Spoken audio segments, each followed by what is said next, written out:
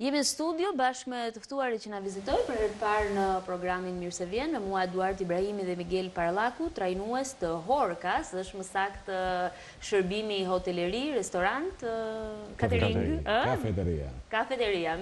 Mirë se vini, kënaqësi që jeni në studio me ne. Kënaqësi është. Mirëmëngjes, mirë. Do të flasim pikërisht sepse shoqata ushqimit dhe mirëqenies, sikurse e kemi bërë me dije edhe në vim të programit Mirë se vjen, përgjatë gjithë këtyre ditëve ka hapur kursin më të ri të trajnimit për kamarierët, për të gjithë ata që duan të bëjnë një kurs intensiv 2 mujor dhe më pas të trajnohen, certifikohen, por gjithashtu dhe të punësohen. Do të vi ky kurs, ne do të flasim pikërisht për rëndësinë e këtij kursi dhe mënyrën se si vjen, se si duhet vinë të afrohen të gjithë ata që kanë interes për të mësuar një profesion, por gjithashtu më pas ç'është më e rëndësishme edhe për të punësuar. Sa i rëndësishëm është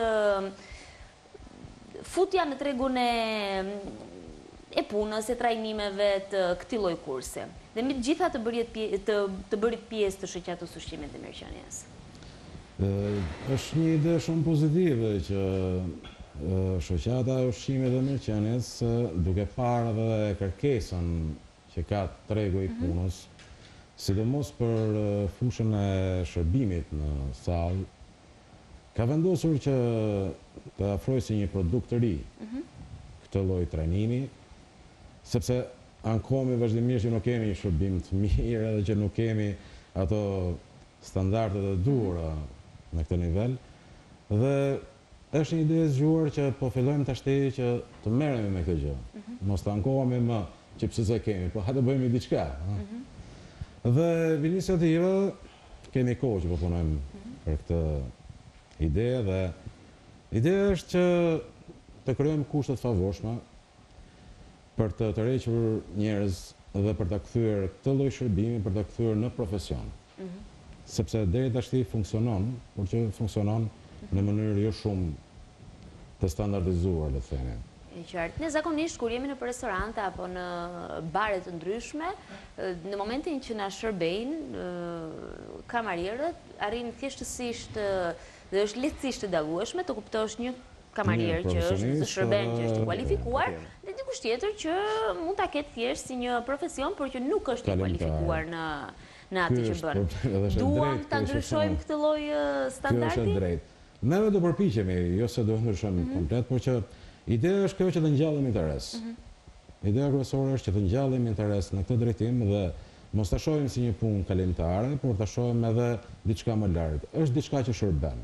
Është një shërbim i mirë, është një hallkë domosdoshme, sepse mund të kesh një gatim shumë të mirë në restorantin apo në hotelin tënd, por në rast se nuk shërbehet ashtu siç duhet, humbet nga ajo cilësia e lartë që është gatimi. Dhe kjo është ajo gjë që na intereson më shumë, që të arrijmë ta ndërtojmë si një profesion që të ketë një performancë edhe pak elegante, të jetë edhe dashamirës. Ne kemi njerëz shumë të mirë, domethënë populli është shumë mikpritës. Edhe kjo është një vlerë jashtëzakonshme. Do mundohemi ta reflektojmë edhe në këtë aspekt. Kjo është një vlerë jashtëzakonshme që ka shtyr përpara këtë lloj biznesi. Edhe pse mos ta bëjmë profesionalisht. Qartë. Dhe këtë biznes, e kanë shtyr përpara njerëz që janë të vetë motivuar ose që janë ambicioz nga natyra dhe që e kanë me pasion këtë punë. Po jo se janë të standardizuar. Është një gjë, një avantazh jashtëzakonshëm ta kesh këtë lloj friendly ose këtë lloj mirësie në mikpritje, dhe është shumë pozitive pse mos ta perfeksionojmë dhe nga ana profesionale, sepse janë disa teknika të vogla dhe disa gjëra shumë të vogla, elementare, që mund të bëjnë ato diferencën e madhe. Dhe kjo do i shtyjë dhe bizneset që të afrohen për të trajnuar njerëzit e tyre. Dhe qëllimi ynë ky është që të ngjallëm një interes dhe të bizneset. Sepse shumë biznese ankohen. Mbase mos është nevoja apo duhet të jetë detyrimi vetë biznesit për të ardhur, për t'u afruar edhe për të kualifikuar stafin e tij? Unë mendoj që do ishte mirë që ta ngjallëm një lloj trendi, sepse ky lloj trendi po kultivohet. Tani më po kultivohet. Afrimi tek profesionet, të rinjt të afrohen te profesionet. Dhe është gjë shumë pozitive. Ti kthehem pak në Parlaku. Si do të realizohen të gjitha orët e kursit? Keni menduar? Tani është ndërtuar struktura e dur, pritet në orët do ndërtohen edhe me teori dhe me praktik, pra çdo kursant që do jetë pjesë e këtij kursi do marrë edhe njohurinë bazë teorike dhe praktike dhe mbas kësaj kualifikimit merr një certifikim dhe mbas certifikimit është për tregun e punës, pra sigurohet dhe punësimi. Dhe duke qenë se Shqipëria është një nga vendet që mund të zhvillojë turizmin akoma dhe më mirë dhe kjo është pritshmëria në Shqipëri.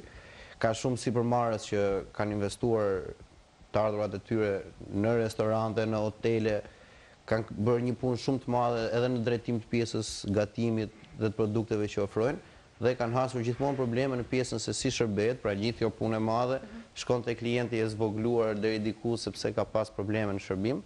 Ne do përpiqemi ta sjellim në të njëjtin nivel që është edhe pjesa tjetër e organizimit të ambienteve, pra të kuzhinës, shërbimit dhomave e tjera. Grup mosha që mendoni që do të përbëj interes hapja dhe çelja e këtij kursi dhe që do të afrohen për të qenë pjesë e juaj, a mendoni që edhe brezi i ri i djemve, por gjithashtu edhe i vajzave që punojnë si kamarier ka filluar që t'i japi një lloj rëndësie? Për aq kosa është profesion, nuk merret parasysh le të themi pjesa që janë djema apo janë vajza në kuptimin e kësaj. Është profesion, është diçka që bëhet diçka e bukur dhe më tepër synohet target grupi, janë disa target grupe faktikisht, por target grupi kryesor janë ata që dalin nga shkollat e mesme, por që nuk duan të vazhdojnë më tepër studimet, duan të marrin një profesion për të dalë direkt në tregun e punës. I jep një dorë, por është edhe një pjesë e target grupit që deri tani kanë punuar, kanë një eksperiencë praktike në vite, por i mungon një bazë edhe teorike që duan të kualifikohen. Pra, në çdo lloj profesioni, çdo kush ka nevojë për kualifikim gjatë gjithë kohës. Ajo çka është e mirë dhe e bukur shoqëria e ushqimit dhe mirëqenies është se hallkat janë shumë të lidhura midis tyre. Për shembull, ju keni një staf pedagogjik shumë të mirë, nëse do ta quaj staf pedagogjik, por keni profesionistë madje shumë të mirë dhe shefa kuzhine nga më të njohurit dhe me më me emër që janë në bashkëpunim me ju. Por gjithashtu në thonjza për të shitur bukur kjo punë, këto receta të mira të shefave të kuzhinës, të restorantet për kaci që ata punojnë, duhet patjetër që të ketë edhe pjesa e shërbimit, që një kamarier të ketë informacionin e nevojshëm dhe të duhur për sa i përket edhe recetave të ndryshme, por gjithashtu dhe specialiteteve që ndryshme që mund të jetë. Në disa restorante është, në disa të tjera nuk është.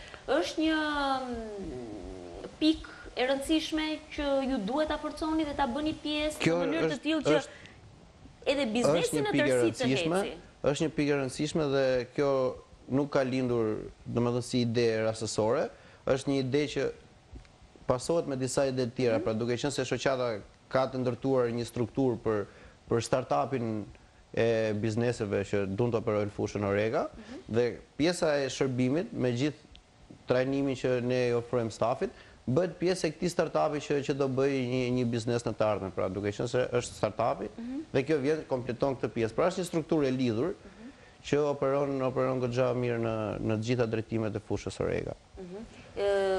Kanë dallim kurset midis tyre nga hoteleria, restoranti apo kafeteria? Apo në bazë, në thelb janë të njëjta në teori ndoshta? Kur flasim për restorantin, flasim për shërbimin në sallë të restorantit. Kur flasim për kafeterinë, flasim për trajnimin e një baristi që bën pjesën e përgatitjes të kafeterisë dhe të shërbimit, sepse përgjithsisht kafeteria shërben edhe në bankon e kësaj. Kurse kur flasim për hotelin, hoteli ka dhe shërbimin e mikpritjes, pra shërbimin në dhomë nga kamarierët ose nga personat e pjesës sanitare, pra janë një strukturë të ndryshme, por që baza dhe thelbi është kryesorja, shërbim ndaj klientit. Pra është Zoti Ibrahimi, kur nis kursi? Kurset fillojnë në 15 shtator të këtij vitit. Ne faktikisht po promovojmë si ide dhe regjistrimit kanë filluar.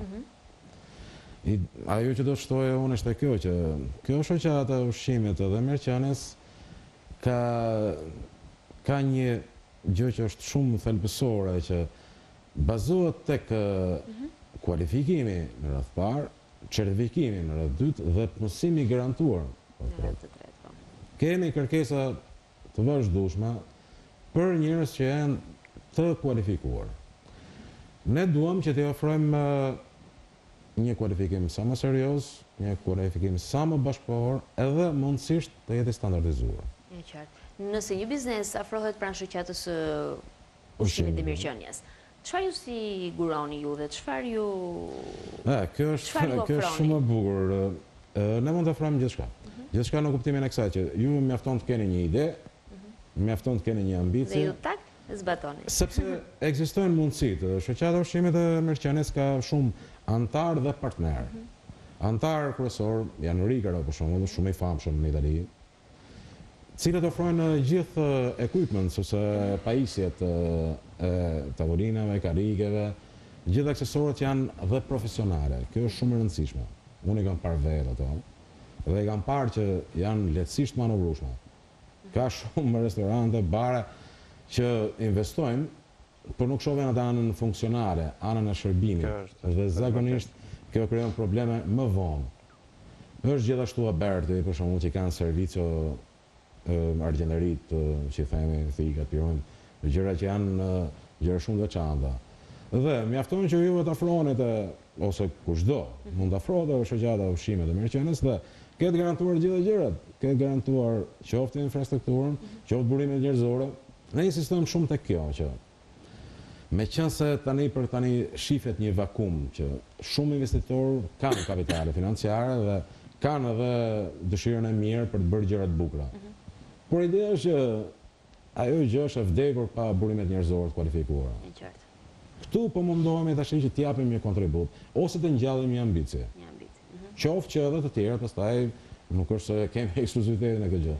Shoqata e ushqimit dhe mirëqenies ka një vlerë të jashtëzakonshme sepse nuk është konvencionale, nuk është një bashkim të njerëzve që kanë një interes të përbashkët. Është një shoqatë që funksionon si një network. Ka shumë profile të ndryshme sepse vetë ushqimi dhe mirëqenia janë shumë universale. Edhe ajo përmbledh shumë fusha, shumë profesionalitete, shumë gjëra dhe kjo krijon atë një marrëdhënie shumë interesante dhe dobëkurse për gjithë antarët. Dhe secili bashkëpunon me njëri tjetrin për shkak të interesit. Zoti Parlaku, është shumë e rëndësishme edhe pika ku ju i certifikoni, ose më saktë do t'i certifikoni të gjithë ata kursantë që do vinë dhe do ndjekin këtë kurs intensiv 2 mujor. Por çka vlen për të theksuar është se do të njihet apo nuk do të njihet kjo certifikat që ata do të marrin jashtë Shqipërisë.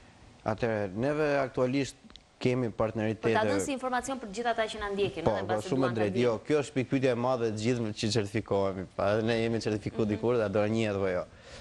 Neve kemi partneritet me organizma ndërkombëtar dhe po punojmë shumë për të hyrë në partneritet me organizatën ndërkombëtare të shefave. Dhe normalisht këto lloj partneritetesh do na ndihmojnë që certifikata jonë njihet dhe ndërkombëtar. Në rang kombëtar njihet. Pra është një certifikat e miratuar nga Ministria e Arsimit, miratuar nga Ministria e Punës, pra është një certifikat që njihet. Në momentin që kursantët vinë mund të jenë të qetë dhe të sigurt në aspekt. Pra marrin një profesion, qoftë me certifikim, qoftë me kualifikim, qoftë me punësim. Sa e rëndësishëm është edhe bashkëpunimi që ju keni me shoqata të tjera si motra jashtë vendit. Sepse është mirë kur shkëmbehen eksperiencat dhe është bukur që edhe ata të vinë të japin eksperiencën e tyre, por gjithashtu dhe stafi dhe grupi juaj të udhtojë. Është shumë e rëndësishme, sikurse tashmë dihet bashkëpunimi jon kryesor me Taste of Peace dhe bashkëpunimet tjera me shoqata të tjera ndërkombëtare është shumë i rëndësishëm, shkëmbimi i eksperiencave për gjitha detajet, por një gjë që do theksoja shumën është pjesa e qendrave profesionale të tjera që ofrojnë kurse të ndryshme.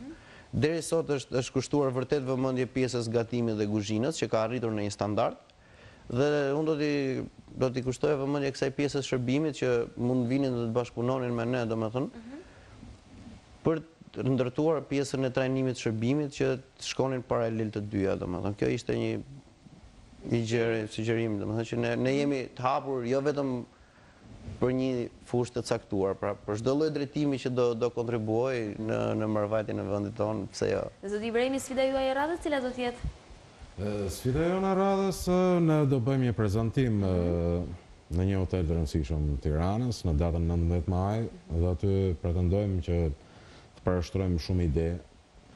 Kemi të ftuar goxha të rëndësishëm, eksponant të rëndësishëm të vendit, që merren edhe që nuk merren me fushën e hotelërisë turizmit, sepse mendojmë këtë gjë që turizmi është një industri gjithëpërfshirëse në radhë parë, dhe në radhë dytë është një industri në të cilën mund ta gjejnë veten shumë lloje profesionesh, ka perspektivë goxha pozitive, kemi goxha gjëra interesante që mund të ofrojmë akoma, sepse akoma kemi atë avantazhin që jemi një vend në zhvillim, jemi një vend interesant edhe për tjerët dhe më duket shumë pozitive kjo dhe mendoj që të promovojmë, siç e ka dhe qëllim kjo lloj shoqate, që të promovojmë traditat tona, qoftë në mikpritje, qoftë në gatim, sepse janë goxha të pasura dhe janë goxha interesante.